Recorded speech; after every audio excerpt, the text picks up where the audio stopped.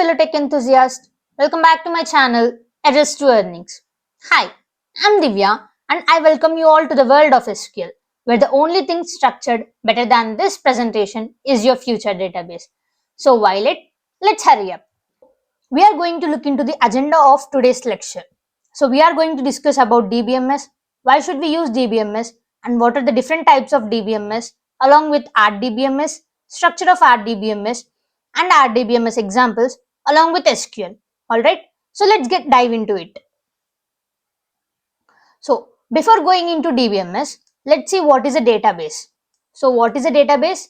Database is an organized collection of data which we usually store in computer systems. All right, you can think of this as a memory, and then DBMS would be the brain.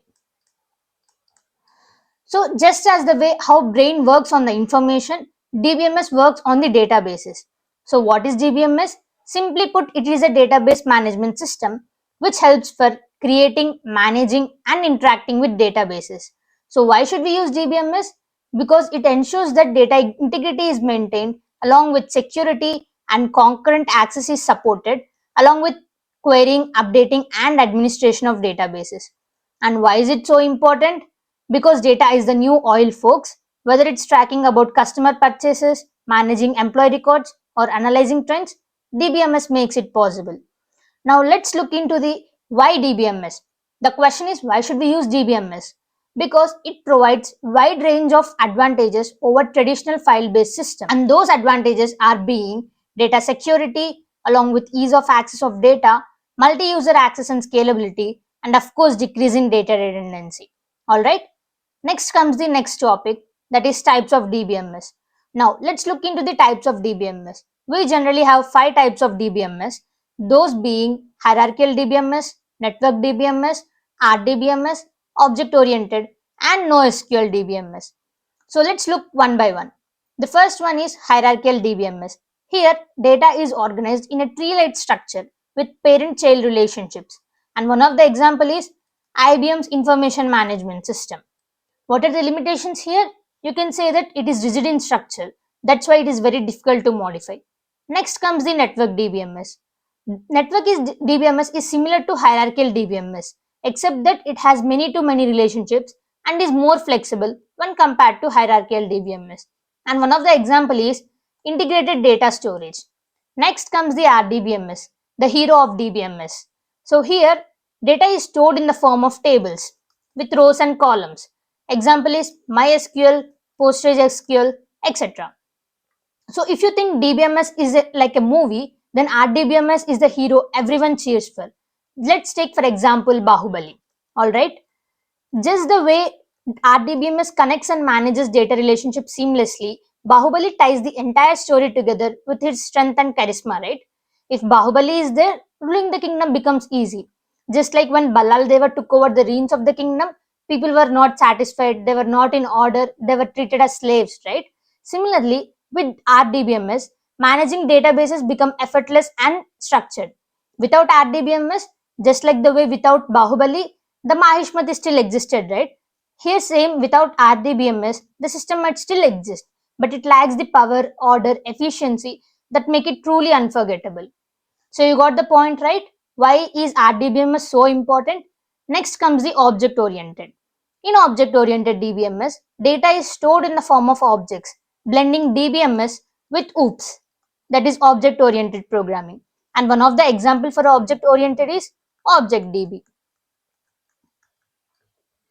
Next comes the NoSQL. So NoSQL is like the free-spirited cousin of RDBMS.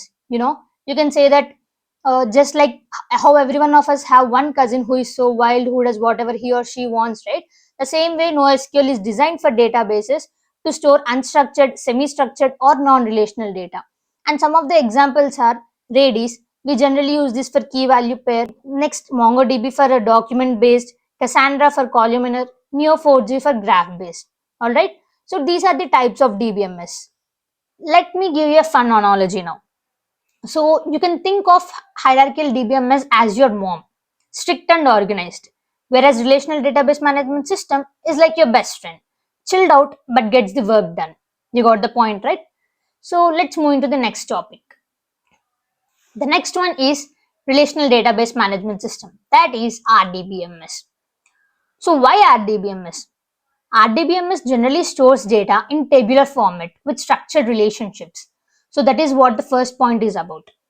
And the key features of RDBMS are it maintains data integrity through primary and foreign keys.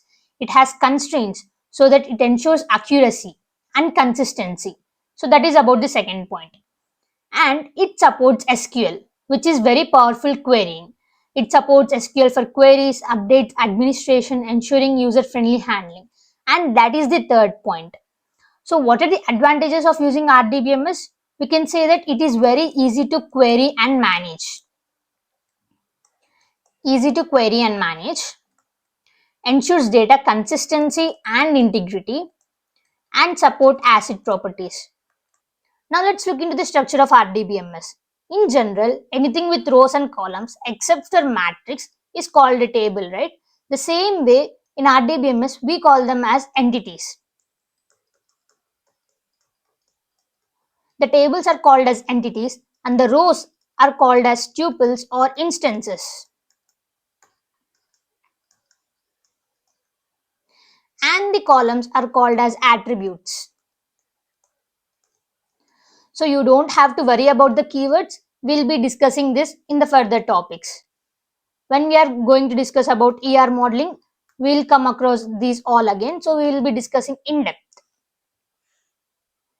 Next, these are the RDBMS examples. We have MySQL, PostgreSQL, Oracle Database, Microsoft SQL Server, and SQLite. Next comes the SQL. So what is SQL? Generally, how we humans communicate with each other using some languages like Hindi, Telugu, Malayalam, Kannada, Italian, whatever it may be. So we use these languages to communicate with humans. Just the way we communicate with databases using SQL. So you can simply say that it is a programming language that is used to communicate with databases. So here is the definition of SQL. It is a standard language for manipulating relational databases, allowing users to query, insert, update, and delete data. So why should we use SQL? Because SQL supports wide range of commands like data definition, which is used to create databases, data manipulation, which is used to do changes in the databases like update, delete, whatever we want. All right. Next, data control. It gives the access to the databases, which makes sure that data management is very easy and efficient.